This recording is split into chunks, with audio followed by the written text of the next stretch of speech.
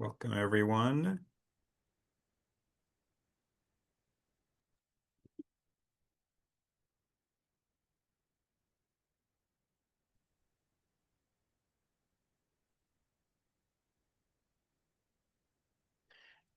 Welcome, everyone, on behalf of Holocaust Museum LA.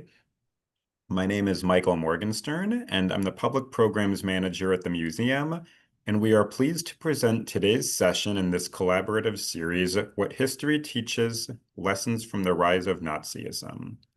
For the last few months, this collaboration has brought together Holocaust museums and education centers across North America to explore the historical foundations of Nazism's rise to power in 1930s Germany. My colleague Jordanna Gessler will present today's session Between Terror and Resilience, Jewish Life in Nazi Germany. Before I introduce our speaker, I want to share a quick history of our museum. Holocaust Museum LA was founded in the early 1960s by Holocaust survivors who wanted to make sure that future generations would always remember and learn from this tragic part of our history.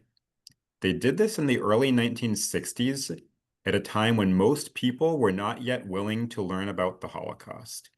As a result, many survivors did not yet feel comfortable speaking about their experiences or reliving their trauma. Thanks to the courage and foresight of our founding survivors, we have what became the first and oldest Holocaust museum in the United States, always with the mission to commemorate, educate, and inspire future generations. Our museum is currently closed while we complete the final phase of construction for our new Jonah Goldrich campus opening in June of 2026, which will double our existing footprint, allowing us to welcome more students, visitors, and expand exhibit and program offerings. Now I'm honored to welcome and introduce my colleague Jordanna Gessler, our Chief Impact Officer, who oversees education, archives, and exhibits at Holocaust Museum LA. She has a deep commitment to Holocaust education with over 15 years of work in this field.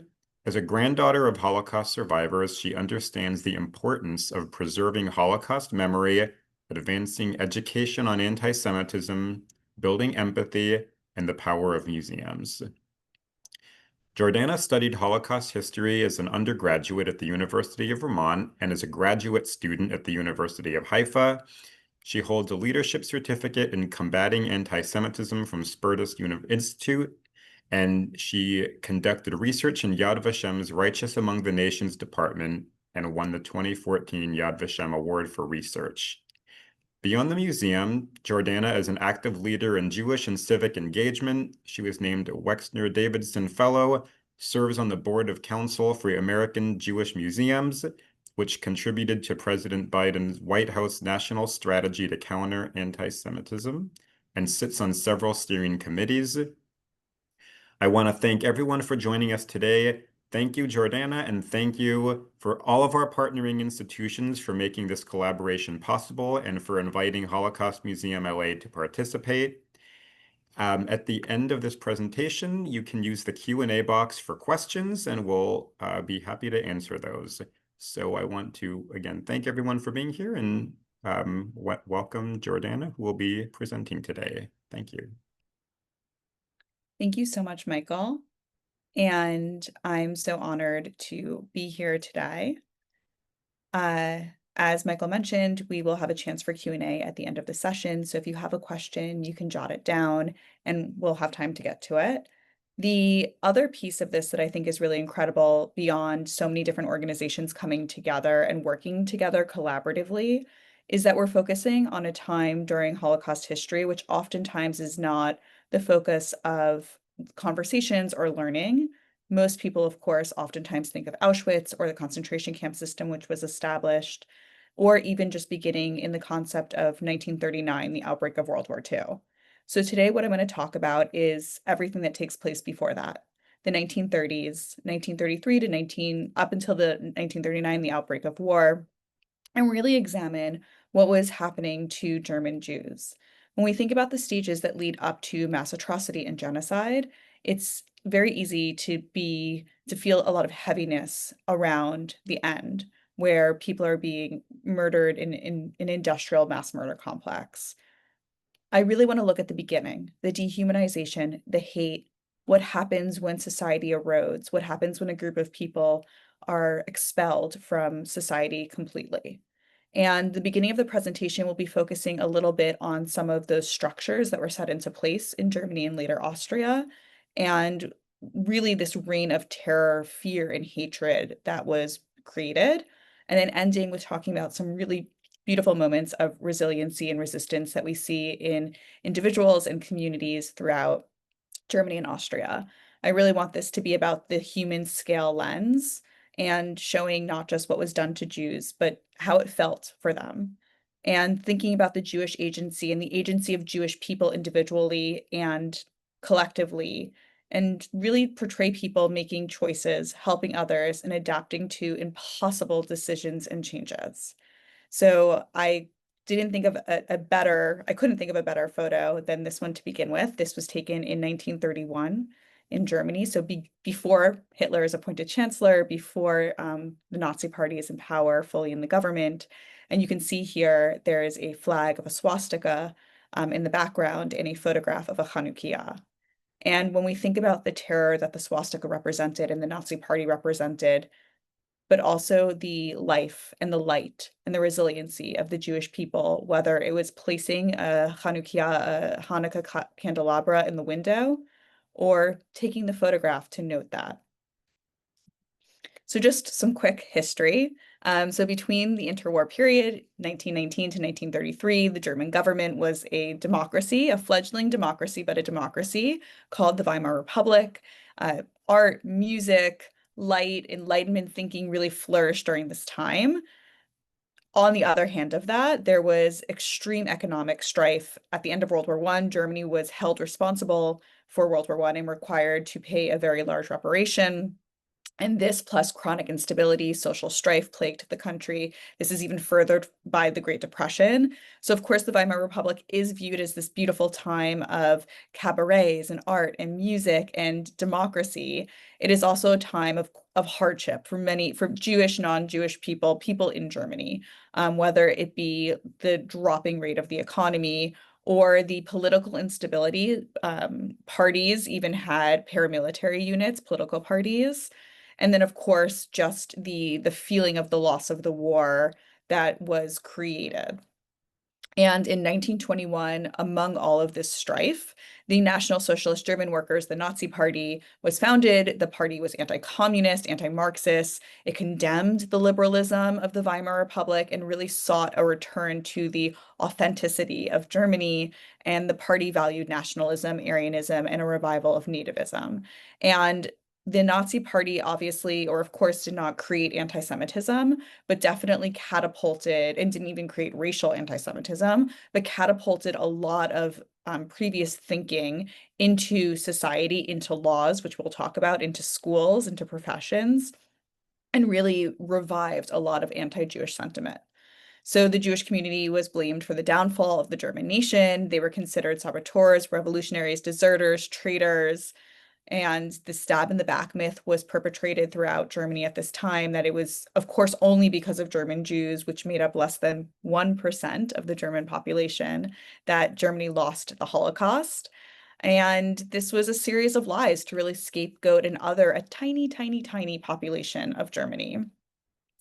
And honestly, the Nazi Party's popularity varied throughout this time. Throughout the 1920s, they were not the most popular party. And even in 1933, when Hitler is appointed chancellor in a democratic way by Hindenburg, who you can actually see in the background photo of this on the right-hand side, the Nazi Party had not won the majority of the vote. This was a parliamentary style government, and so there were different decisions made to maintain control between the parties. And so Hindenburg, who was president at the time, appoints Hitler chancellor in a democratic process.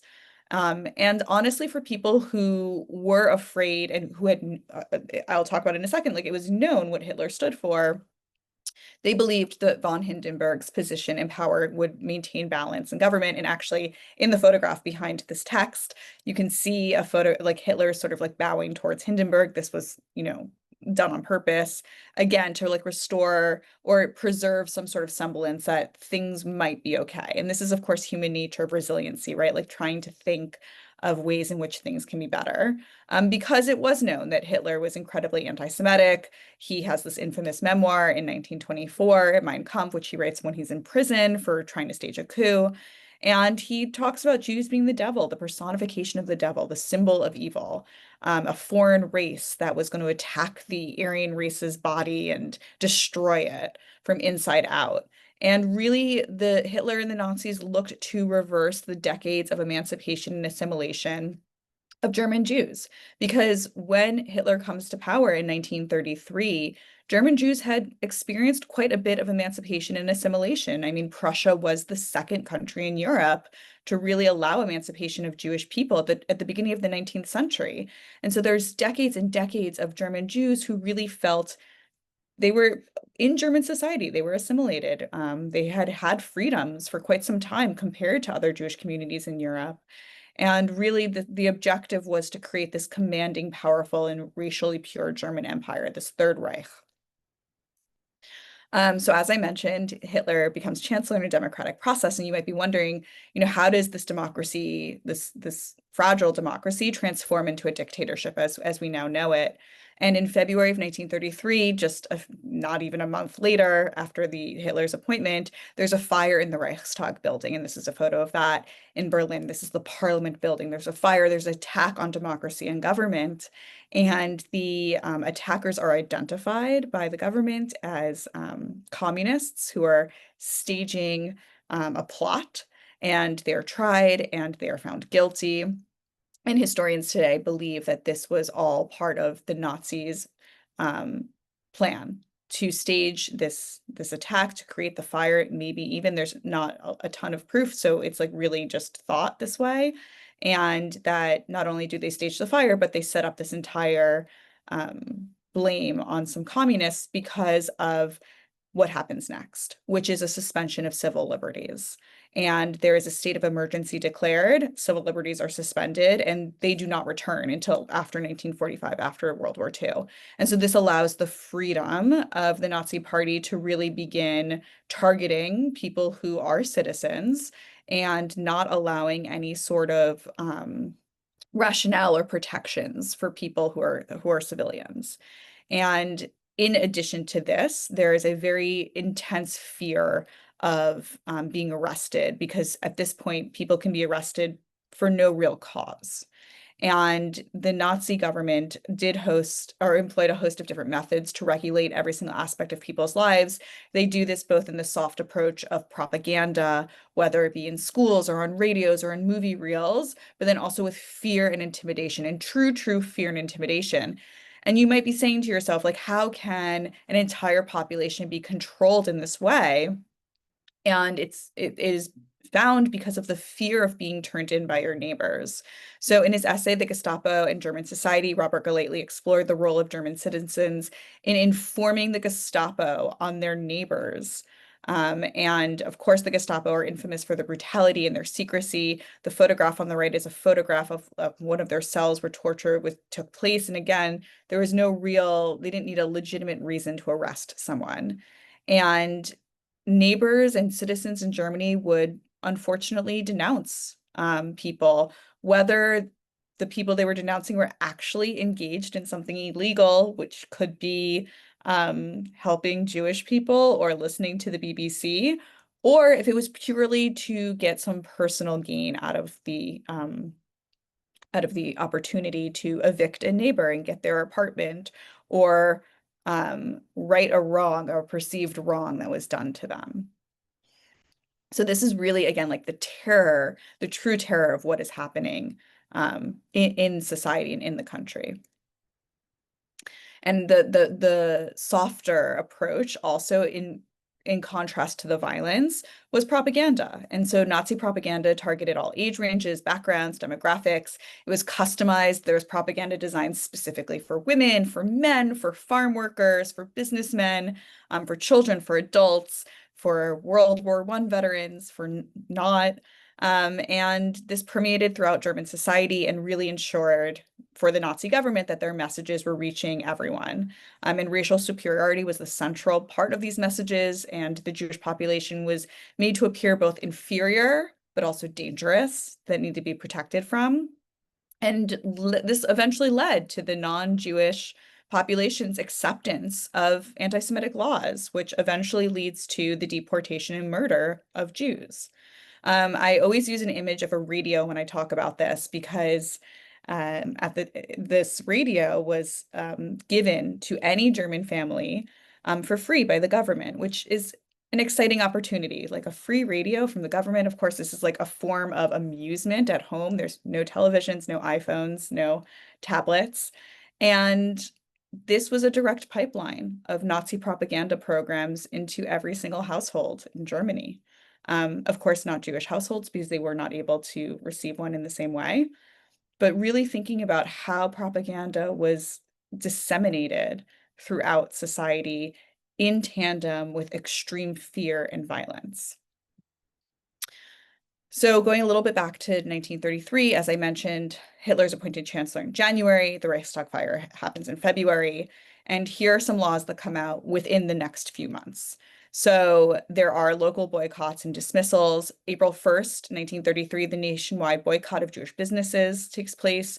It's largely considered to be a failed boycott because most people didn't actively participate, but I think it sets the precedent, which we can talk about a little later, of how people perceived the opportunity to not allow Jews to buy in their stores or created fear amongst German Jews to enter stores, to buy groceries, to buy goods, to buy household necessities. On April 7th, 1933, Jews are expelled from civil service, judges, teachers, professors. April 21st, there's a prohibition against kosher butchering, which I think is really interesting because for people who kept kosher, this was an attack on their nutrition and pressured them to consider what they would or wouldn't do as part of their dietary laws and their identity. And as I talk through this presentation, I'll highlight different moments in which we can see the Jewish community networking and coming together. And this is one of them because the League of Jewish Women published a vegetarian cookbook. And thinking about how can the Jewish community respond in these small ways to these laws and to this pressure that they're feeling. And April 25th, law against overcrowding in German schools and universities. So this basically just creates a quota. There was no overcrowding of Jewish students. There's a quota to limit Jewish students to about 1.5%. And I'll also talk about what it felt for those who remained within the quota. In July 14th, the government can revoke citizenship from Jews who had become naturalized after 1918. This leads to many Polish-born Jews losing their citizenship. And then September of that year, Jews cannot have cultural professions, theater, music, literature, art, film, journalism. This feels like, you might be like, oh, okay, Jordanna, this is like under a dozen laws. If you look to the right hand of the photo that I took, this is from the Jewish Museum in Berlin, and this goes all the way down the hallway on both sides. And it is basically a list of laws. The first law happens to be in 1931 before the Nazis came to power, and it's about like localized anti-Jewish laws, but then starting in 1933 till 1945. Every law that was enacted to truly remove Jews from the economy, from society, from everyday life, and eventually from being alive. And in this legislation and these laws, they were small chippings away of dehumanization, true dehumanization. And what we can see in response to that is the humanity and the human response through this human scale lens. So as I mentioned in 1933, there's this quota on Jewish children. There were about 60,000 school-aged Jewish kids, which means between 6 and 14 years old in Germany. And in 1932, about 14% of them attended Jewish schools. So over 75% attended public schools. In 1934, it's now 23% going to Jewish schools. And in 1936, it's over 50% because the Jewish community starts creating schools with teachers and infrastructure because Jewish kids are no longer allowed to go to school. And what's important for the success of a family, if not education, and creating some sort of safe space for a kid to learn and grow and be as normal as possible. However, for those kids who were allowed and accepted within the quota, life was a challenge that they were facing. So here's actually a picture of a survivor in our community named Paul Kester, and he was born in Wiesbaden, Germany. He and his friend Leo were first expelled from one of the public schools, and then his dad is able to find a school that accepts them within the quota that they can attend this public school. And he reflects on the teachings that teachers were teaching kids. So he says, I remembered a lecture where the teacher tried to explain the difference between the Aryan race and the inferior races, primarily the Jewish race. In order to illustrate it, there was a large picture on one side of the room showing Jews, ugly features, big noses, flat stomachs, distorted to the point of being unreal. On the other wall, there were Aryans, tall, blonde, straight noses, the ideal race. I, at the time, had blonde hair and a straight nose, and I probably looked more like the Aryans on the other side than the rest of the class did. We were 11 or 12 years old. And this also speaks to what was being taught in schools across Germany. And in the majority of those schools, there were no Jewish kids. And so kids were being taught what Jews looked like, would look around the classroom, and they didn't have a point of reference to combat that. And these are the small little steps of creating hatred in this society and in creating this misinformation and these falsehoods, because there was no reality to check in and say, wait, this is Paul, this other kid in my class, and he has blonde hair and a straight nose. This is counter to what I am being taught. These are, again, just like some images you can see of anti-Jewish propaganda that was created based on stereotypes. Many of these images are from children's books, again, to teach hatred, to teach kids to be fearful and really dehumanize.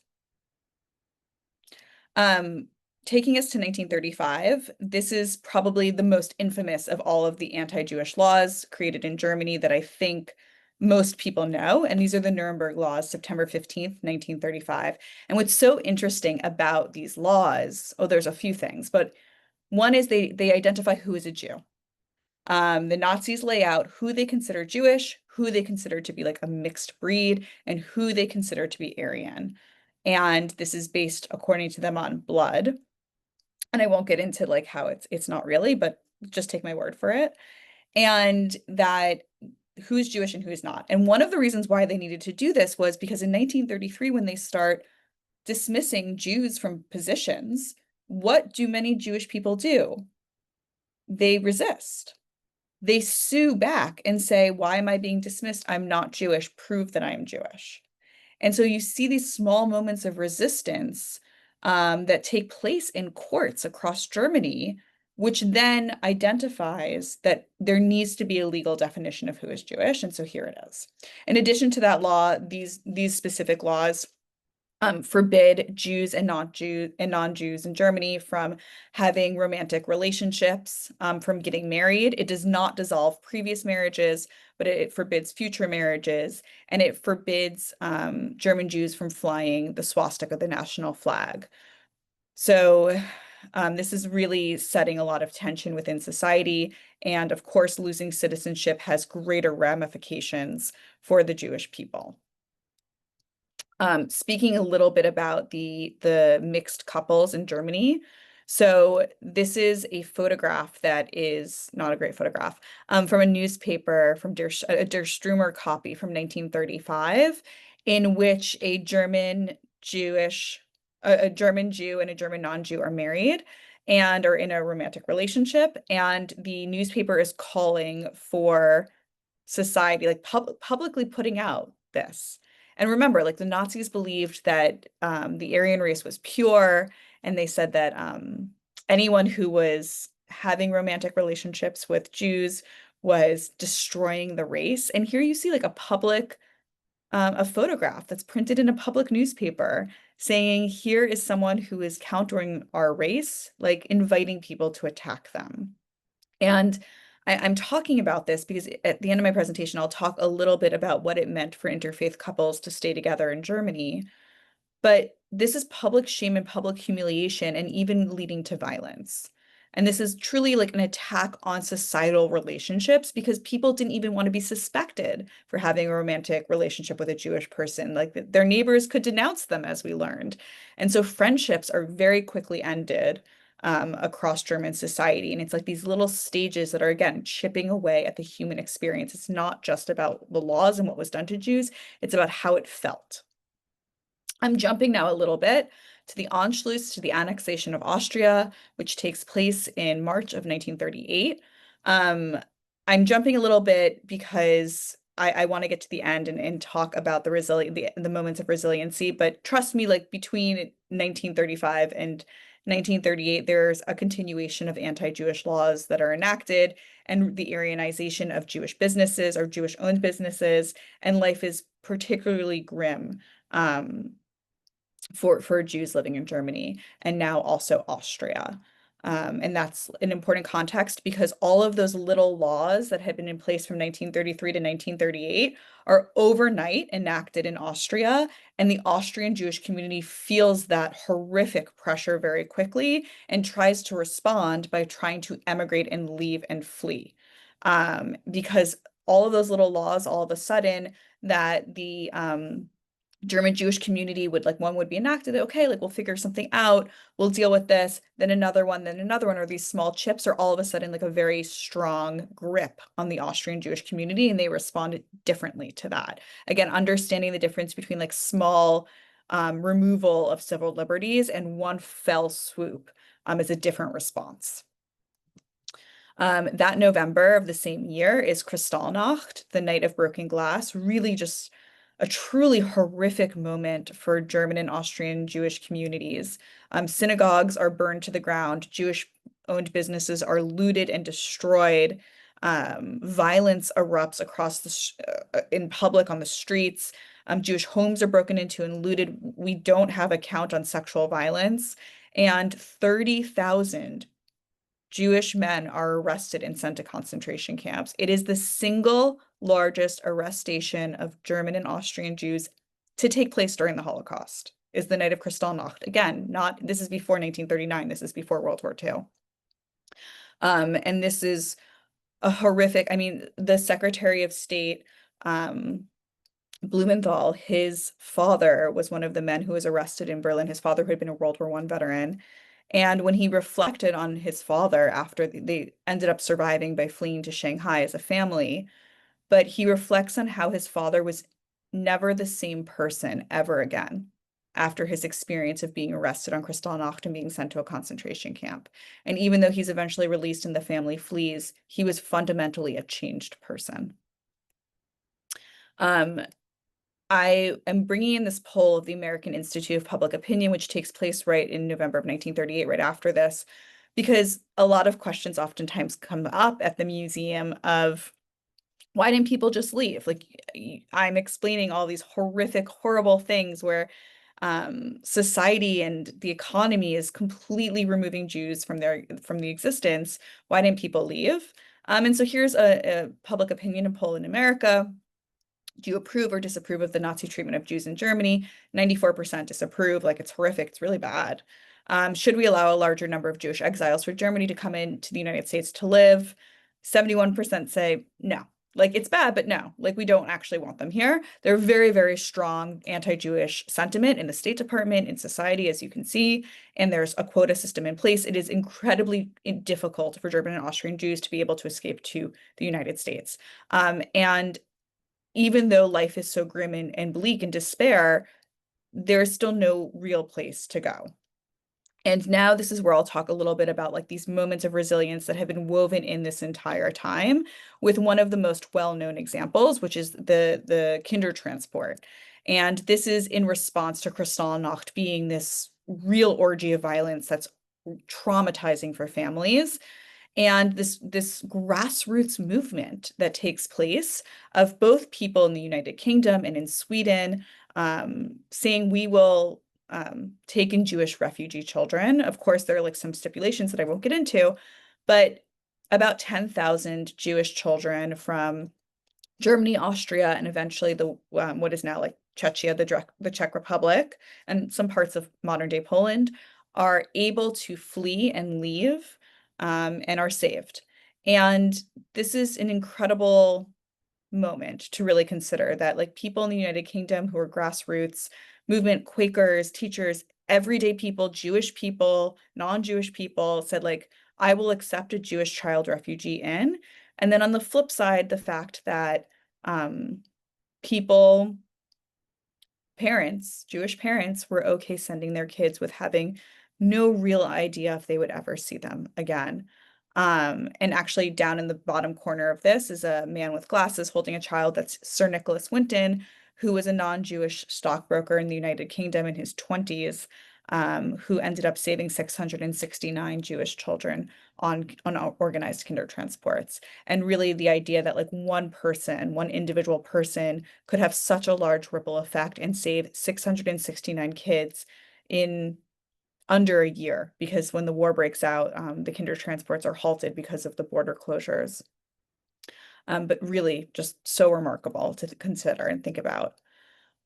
Now, thinking also during this time, I talked a lot about, we understand, I think, a little bit the violent horrors of Nazi Germany, the terror, the deception, the anti-Jewish laws, the removal of Jewish people from society. Now I'm going to talk about how the Jewish community really responded and highlight a few individuals. I often talk about what genocide kills, right? Like we know people.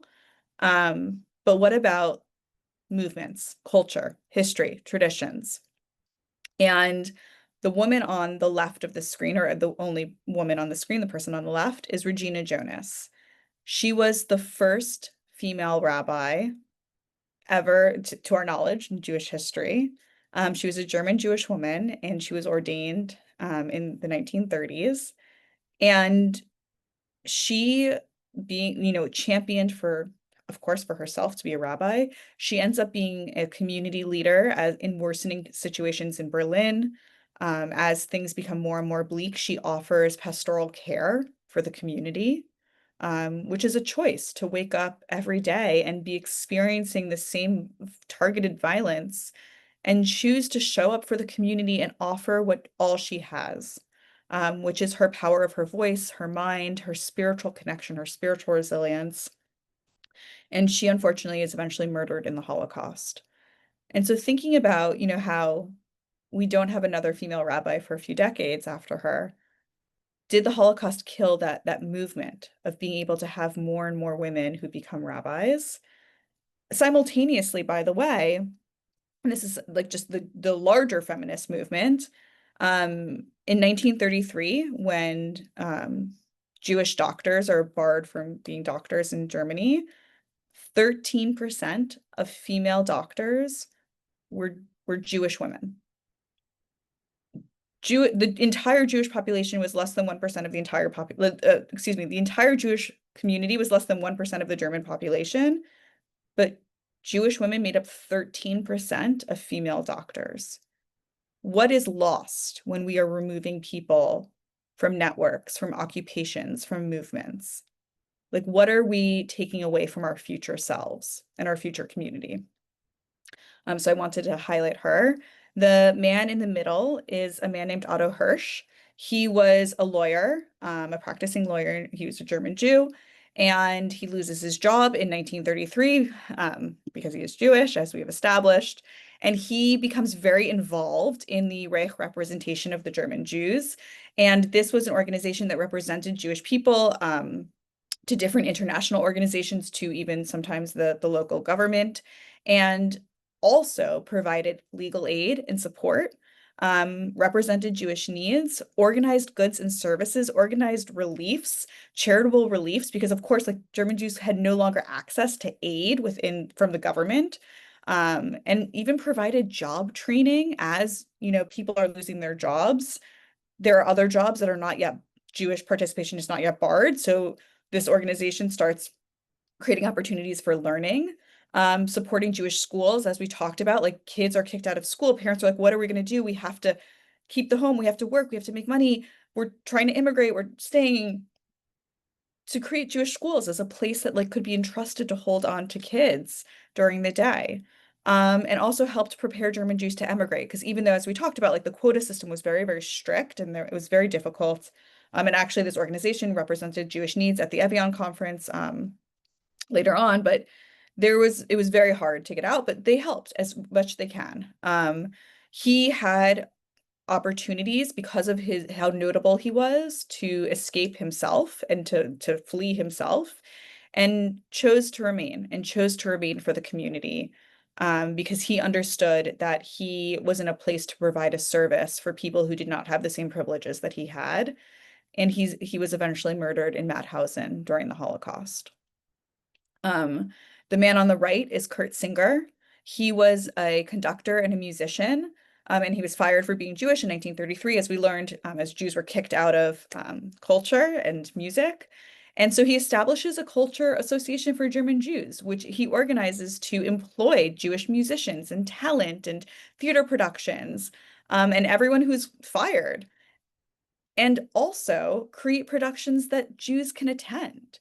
Because if life is so bleak and dim and everyday happinesses are removed, how can a person then create spaces where people can come and join in community? And if you listen to testimonies of Holocaust survivors from Germany and Austria during this time, or even if you're able to read diaries, you really see like how the friendships and the networks that people created were so strong and gave a human element that really helped people maintain their human dignity in profound ways. And this interpersonal relationships that formed were really the bedrock foundation for the resiliency of survival. He also, similar to Otto, it was offered positions actually even in the United States. He was in the US during the 1930s. He traveled here and he was offered positions and jobs and he turned them down because he felt that he had a duty to return back to Europe and be there for his community. He also he was a World War I veteran. He ends up being deported to Theresienstadt and ends up being murdered also in the Holocaust. So I know I said I would end on a high note, and it is devastating to think about the impact of these three people being killed, but it's a reminder of how people feel that they need to be there for others and are not just self-serving. And I think these are three examples of individuals who really are demonstrative of that, who show that despite what they can accomplish and despite the opportunities and privileges they have, they understand that they need to be there for others who are suffering and don't have those same opportunities. I also want to highlight the parents of the children who were sent on kinder transport. So here we have Lisa Ura on the left, who is an Austrian Jew, and we have Rita Burwald on the right, who was a German Jew. And in Lisa's case, her parents were able, they had three daughters. They were able at first to secure one spot on a kinder transport, and they had to make the decision of which child they were going to send. In Rita's case, she vividly recalled her parents standing at the train station, putting her on the train and having this moment of like confusion and fear. And I think for all of these parents of the 10,000 Jewish kids who eventually are saved on the kinder transports, it's incredibly courageous for them to trust sometimes strangers to take in their kids and to protect them. And the majority of them end up being murdered in the Holocaust. And to separate from their kids, I think this heroism is important to note. Um, as we heard in 1935, there was a law that banned Jewish and non-Jewish marriages from taking place. But as I mentioned kind of briefly, it didn't dissolve mixed marriages. And that's a whole other conversation about why they didn't dissolve mixed marriages and how mixed marriages were used as protections in some cases. But even though they didn't dissolve, even though the Nazi government didn't dissolve previous mixed marriages, they pressured the non-Jewish spouse extremely intensely to divorce their Jewish partner, because a divorce would mean that then the Jewish partner was free to be targeted and eventually deported and murdered.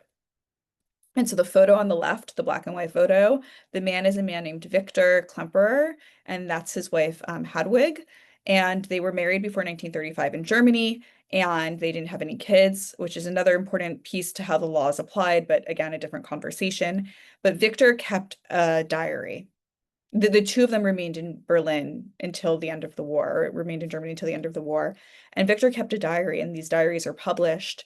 And it is a daily account of both the horrors that he is facing, watching what is happening to the German Jews every single day, the burden of laws against his wife for remaining in a marriage with him. Anti-Jewish laws are applied to her. She can't use public transportation or grocery shop and buy goods in the same way. So when I talk about anti-Jewish laws in Germany to kids or adults, I oftentimes say, like, let's make a list of everything we do on the weekend or everything we do for fun. Um, we go to the park, we go to the movies, we hang out with our friends, we go shopping, we help our parents with housework, we, maybe do our homework, we walk our pets, our dogs, we feed our birds or our cats. At some point in time, every single one of those things was illegal for a Jewish person to do in Germany and Austria, and also for any non-Jewish person who is married to a Jewish partner. And Victor actually talks a lot about the guilt that he feels. And by the end of the Holocaust, the knowledge that if simply his wife divorced him, she would be freed from this and he would be deported and killed. She doesn't divorce him, they stay married, and he survives because of this. The couple on the right is a screenshot from a USC Shoah Foundation testimony from a Holocaust survivor named Henry Atlas, who was living in Berlin. He was a German Jew living in Berlin. He's, after World War II begins, he has fake papers. He's able to hide throughout different networks of Jews who are supporting each other and trying to hide and have this underground movement and, this internal support system that's created. And one day, I'm going to try to speed up through the story. He meets a woman. This is already after the war has started. Non-Jews and Jews are not allowed to be married, et cetera, et cetera. He takes her out on a date. Like, who's going on a date during the Holocaust? At the height of the Holocaust, actually, it's already in the 1940s. They go on a date, they fall in love, and eventually he tells her she's Jewish. And in his testimony, he remembers her saying, "You're Jewish, so what?" And of course, she can't use the same protections that we talked about as Hedwig could with Victor because they're not married. But she spends the remainder of the Holocaust protecting and saving Henry's life. And then after the Holocaust, they get married, but he's saved because of this one person who says, "You're Jewish, so what?" And I'll end on this slide. Again, like this human scale lens. So we see in the middle, the woman is Anna Essinger. She was a German Jew who studied in the United Kingdom and studied in the United States.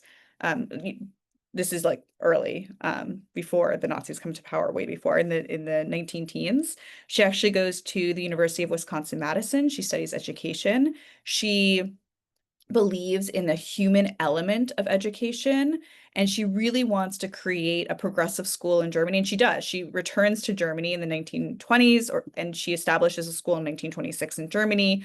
And her vision of what she learned in the United Kingdom and in the United States is an education policy that really emphasizes responsibility and empathy and respect. And so she returns to Germany with these, at this time, not everyday concepts of what education should be, and how it should really value the human being, the child, and creating respect and empathy and humanity. And she opens the school with that focus. She, in 1933, sees what's happening. Of course, she does not, the Nazi ideology is the antithesis of her human core element of teaching. And she decides that she is going to try and save the Jewish teachers and students in her school. And she organizes this rescue. She works with the parents to convince them. She goes through this whole process, which I won't get into, but lo and behold, she's able to get, I think, over nearly 70 Jewish children and teachers out of Germany to the United Kingdom, where she She secretly gets them there. It's an amazing story.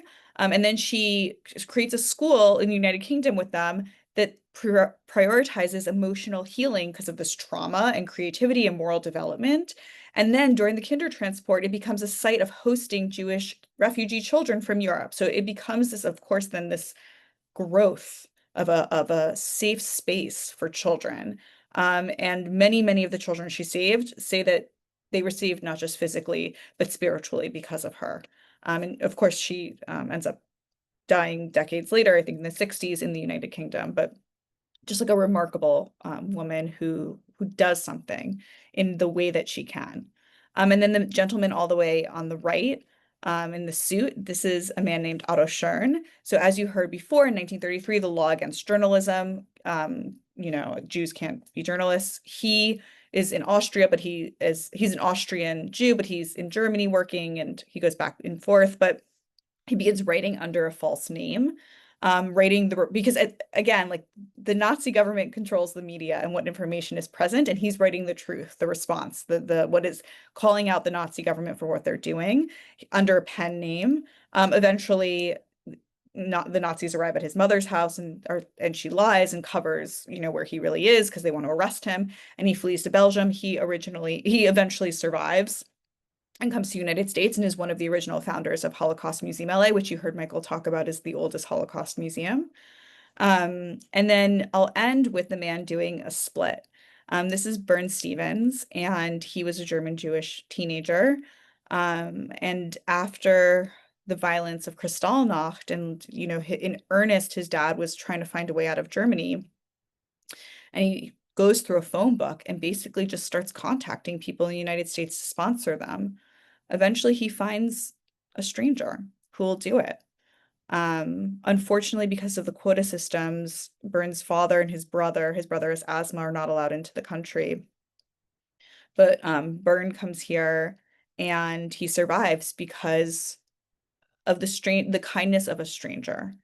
And I want to end with him in that story and these stories because if we just think about the support systems that we can create and the networks that we can create and in thinking about Anna, the prioritization of human and emotional healing and creativity and empathy, it's really quite remarkable what can be accomplished. And in spite of despite of all of the horrific, violent, brutal attacks on German and Austrian Jews in the 1930s, the way that the Jewish community responded and the way that people responded to maintain some sort of hope and touchstone is a reminder of the ways in which people can maintain humanity, and resilience in some of the most horrific spaces. So I can end there and take some questions, which I see, I think, in the chat. Thank you so much for such an informative presentation. And again, if anybody has questions, please feel free to use the Q&A box. The first question is if you could please discuss the amount or percentage of Germans that disagreed with the discrimination against the Jewish people and what the Nazis did to those Germans. Yeah, so there were, as I mentioned in 1933, the Nazi Party did not have the majority of the population's vote, and there was a lot of disagreement with German or Nazi, excuse me, ideologies. And it is very clear, and I touched on it a little bit in that first April 1st boycott in 1933. The boycott fails for Nazi standards. And it signals to them that they really need to work on their propaganda, that like German society is not really prepared for a boycott of Jewish-owned businesses and the Jewish people, and there isn't that hate. So there isn't another real boycott until 1938, and that's Kristallnacht. And so you can really see how propaganda worked. So I would say in like 1933, the support for this was very low. And by 1938, people were either already so indoctrinated or afraid that any societal uproar does not exist. And unfortunately, after Kristallnacht, there is societal uproar, not of the violence against the Jewish community, but because of the destruction of the cities and towns. And that's actually why that's the single largest arrestation of German and Austrian Jews, because people were like so upset by the destruction and the disorderliness.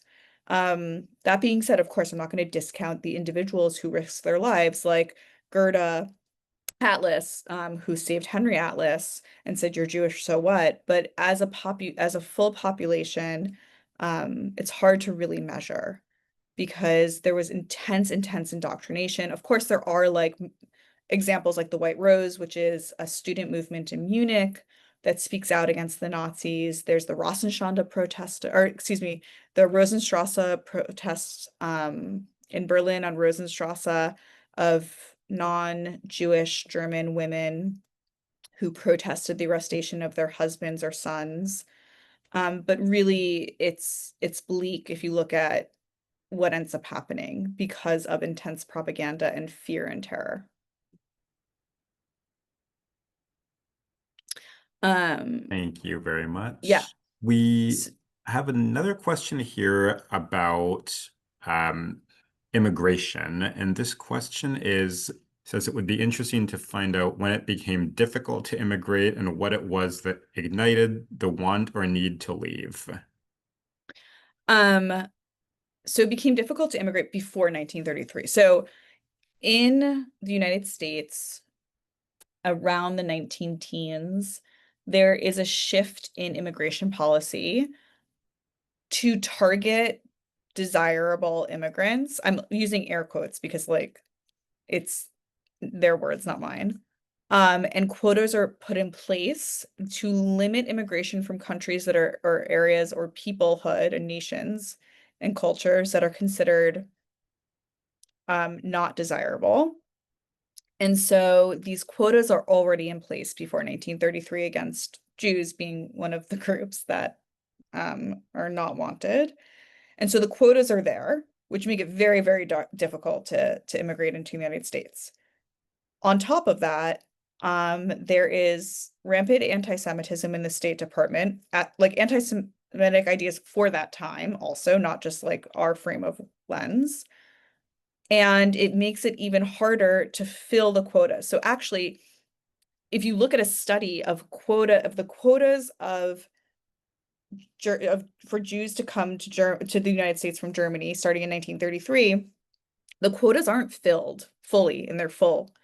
And that's not because there aren't German Jews who want to immigrate to the United States. It's because it is made so difficult for them to do that that the quotas aren't even fully filled. Eventually, the quotas are filled because the intensity of how many Jews are trying to flee Germany is so high that eventually they're filled. But it was very difficult. 50% of German Jews roughly leave Germany before World War II, but many of them end up in other European countries. I mean, most well known is the Frank family and Frank's family, and eventually are murdered in the Holocaust. So that's a little bit to this quota system. By the way, in 1945, when the Holocaust and World War II end, the quota system is still in effect in the United States, and Holocaust survivors have a hard time immigrating as well. And it's not until 1948 that changes for them. But the process started before 1933 to limit certain groups of people from immigrating into the United States. Thank you. And what was the date of the American Institute of Public Opinion, the poll that you showed? Yes, that was from 1938. It was from November of 1938, right after Kristallnacht. And I should mention, like this information was known, what was happening in Germany to Jewish people. It was printed in newspapers. If you ever visit Holocaust Museum LA, we have a selection of newspapers starting in 1933 from the Los Angeles Times covering what was happening on the front page of the paper. So it wasn't that people didn't know. people knew. And that poll was from that time when people knew. Thank you. We spoke about the US and Germany. What were other European countries thinking of this, or what was the public opinion in these neighboring countries? Yeah, so what's interesting is public polling was very common, like was a popular experience in the United States at this time. So we have a lot of data about public opinion polling, not just about this, but also about this. It was a lot easier to immigrate into other countries in Europe at the before 1939. Of course, after 1939, it becomes much harder. Um, and so, as I said, German Jews did immigrate into other countries.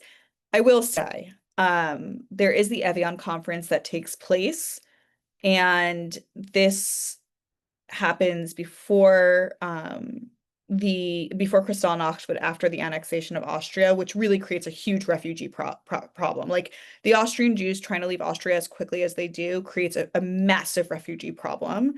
And the Evian conference is held. The United States is one of the lead countries, but also it's over 30 countries, international countries gather in Evian, France. And actually, Otto Hirsch, who I mentioned earlier, represents the German Jewish community there. And these countries have discussions about if they're going to increase their quotas, the United States, Canada, France, and all except the Dominican Republic, which is it's a whole other story, say they're not increasing their quotas, despite what is happening. So it's unfortunately a universal thing. There are some exceptions really quickly, like Shanghai. I mentioned the Treasury Secretary from the Carter administration. His family ends up in Shanghai because Shanghai is a free port city. So you don't need an entry visa to get there. But it's very, very difficult at this time. And countries are uninterested in a quota or increasing their quotas, excuse me. Thank you. You mentioned Jewish doctors in Germany, Mhm. probably 13% of the doctors. That seems to speak about the life for German Jews before 1933. Can Mhm. you speak a little bit about that and about what Yeah, the of like, course. assimilation and acculturation was for German Jews? Yes. So it was 13% of female doctors in Germany in 1933 were Jewish. The percentages are different for male doctors, and that was nationwide, and it was actually higher in major cities. But as I mentioned, so France is the first country in Europe to grant emancipation to Jews, to the Jewish community. And that happens during the French Revolution. The second country to do so is Prussia, later Germany. And so there are decades of freedom, right? Legal freedom. Other Jewish communities in Europe do not have this history of legal freedom in the same way, for Jewish life to continue and for people to have the freedom to go to university, to have the jobs that they want to have, to own homes, to participate in society, to participate in the desires of a community to create happy families and create businesses and succeed in every sense of that word. And so, yes, like German Jews, for the most part, were very assimilated in society. That's not to say that there were, of course, Jews who like maintained their religiosity, but they were also, and again, less than 1% of the population. Let's remember it's a small minority, but were doctors, were lawyers, were journalists, were musicians, owned department stores, owned grocery stores, were farmers, like could have whatever, could achieve what they wanted to achieve.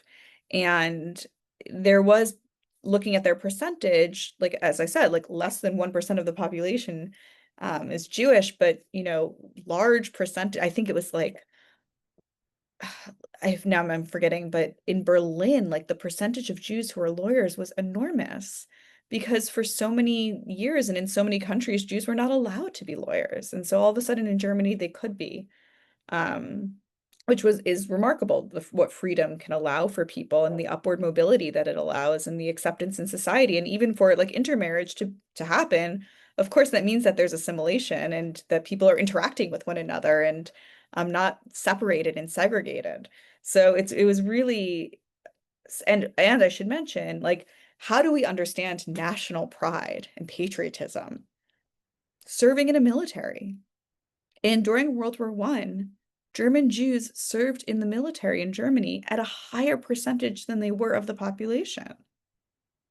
And I think that really speaks to their identity as Jews, but as Germans, as the same as their neighbors. Just, I don't know, they went to their place of worship on a Saturday and not a Sunday. But um, really, like those little statistics, I think, show you that.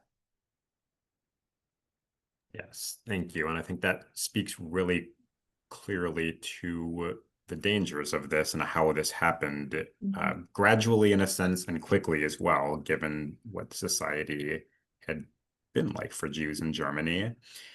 Is another interesting comment here from someone who says, my father was a young Jewish adult in Germany. He was very resentful of the whole world outside of Germany when the Nazis hosted the 1936 Olympics.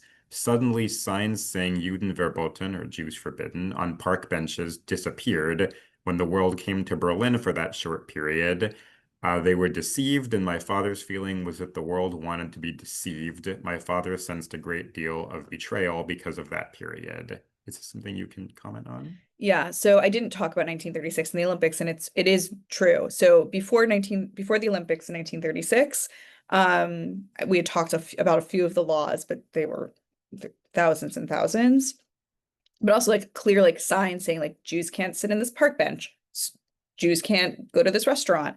Jews can't shop here. Jews can't go to this park. Jews can't go to this beach. Fill in the Jews can't blink.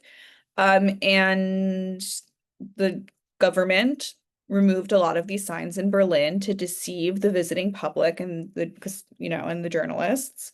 Unfortunately, also this gave a false sense of hope to some people in the Jewish community because there was this hope that existed in the early years of the Nazi power that things would change and things would get better.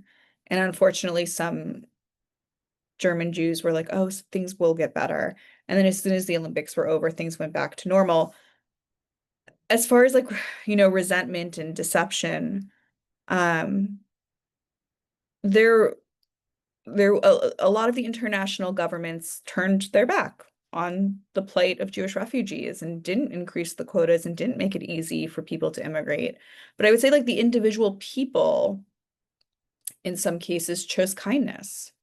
And that's where like I get my hope. And um, like Burns Stevens, whose father just started calling people in the United States saying, like, can you sponsor us? And someone eventually said yes. I think is amazing. Thank you. Given that we hear so much about totalitarianism and authoritarianism today, was there something unique about Germany back then that maybe made them more susceptible to this than maybe other countries are in 2025? Yeah, I mean, I think, well, in order for this to have happened in 1933, civil liberties were fully suspended. Like I said, like that is such a crucial moment that happens in February. The suspension of civil liberties, because that then means that people don't have rights. Citizens don't have rights. And so that was needed for these laws to take place. And there's a lot that is written about like the legal framework that was created to perpetuate the Holocaust. I would say that, and this goes back, I think, to the thing that I was saying before about international governments turning their backs on people and having policies of hate. The individual human kindness is what gives me hope in this. And when I think about choices that humans make every day, we make every day to be kind and to look for opportunities to help people. Um, that's what's so remarkable to me. Like, yes, Henry Atlas is one German Jewish man in Berlin who Gerda meets and falls in love with and decides to say, like, I love you, like, I'm going to save your life. And then they get married and eventually live in Florida and have a lovely, happy life.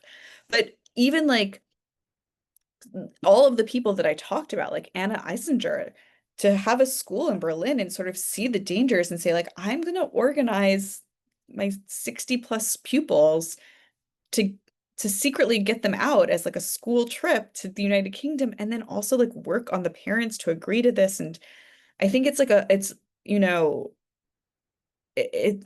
people oftentimes talk about how it wasn't that 6 million Jews were murdered in the Holocaust. It was that 6 million Jewish individuals or were murdered 6 million times.